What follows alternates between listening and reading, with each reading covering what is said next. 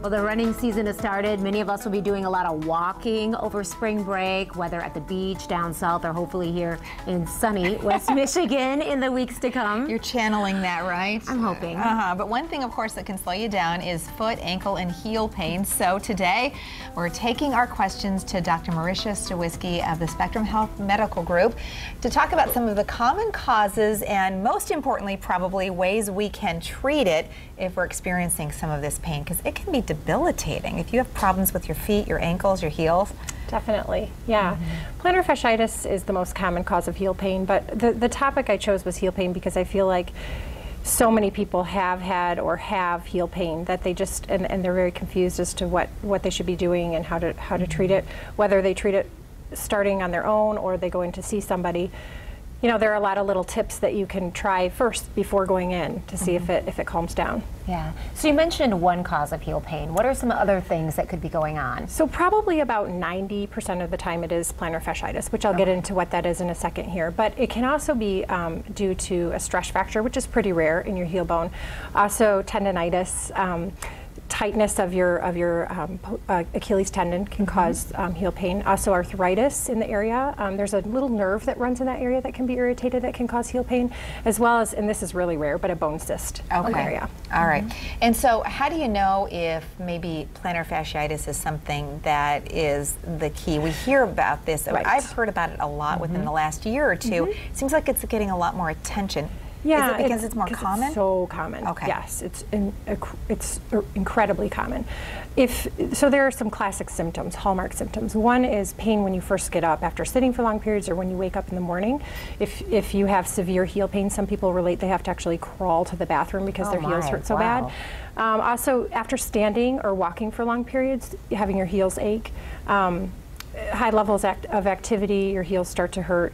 Those are the two big hallmark signs. And usually the pain is right in the heel. It can also be into the arch, though. It can also be back into the Achilles tendon. Okay, so let's look at the anatomy of the foot, because this is something that we don't always get to see, but maybe it helps us better understand what's happening inside that can cause so much pain. Right. So on the bottom of the foot, there's a big, thick structure called your plantar fascia. It runs all the way from the ball of your foot, actually from the heel of your foot, where your heel bone is, called your calcaneus, up to the ball of the foot, which are your metatarsals. The structure runs all the way across your arch, and that structure is very prone to becoming tight and inflamed, and that's exactly what plantar fasciitis is. It's an inflammation of that plantar fascia, and it's most apt to become inflamed back at the insertion into the heel bone. So that little red spot on the picture in the back is kind of the inflammation part, and that part is the part that's most apt to become irritated with plantar fasciitis. Okay, so we are big culprits. We wear high heels a lot. Yes. Is that, number one, really a bad thing for our feet? And number two, as long as we mix it up and maybe wear heels sometimes but flats sometimes, does that help?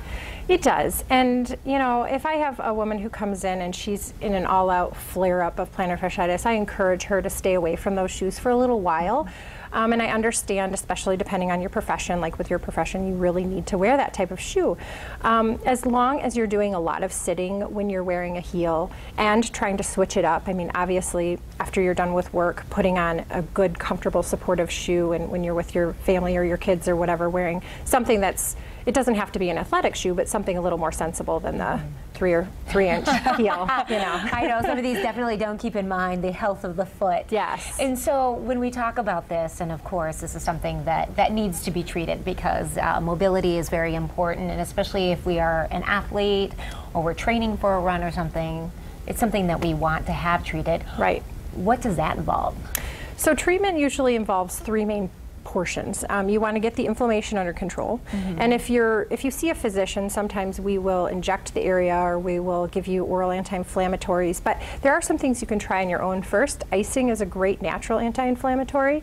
You can also, you know, if you have no medical comorbidities that stop you from doing this, you can take anti-inflammatories that are over the counter.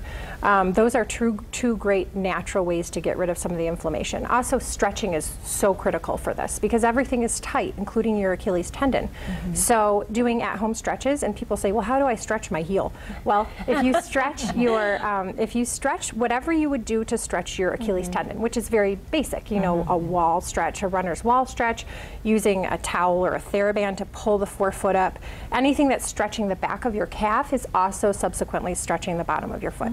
So that's the second part of treatment. The third part of treatment is good support, and you know, good shoes, and wearing an orthotic in your shoe and arch support. So those inserts, yes, can be. Do they have to be custom made, or no? In fact, we usually start patients on an over-the-counter device because custom orthotics. Well, sometimes we'll jump straight to that, but they are very expensive, and sometimes an over-the-counter device can be very good.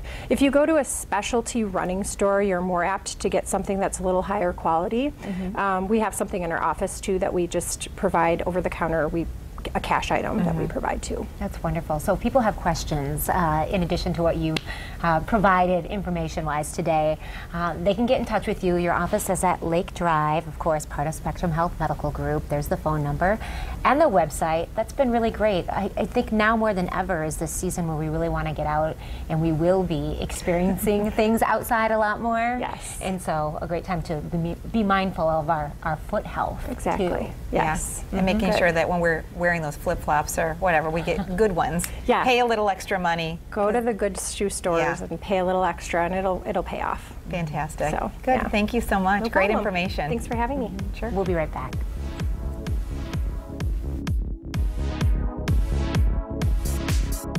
That's West.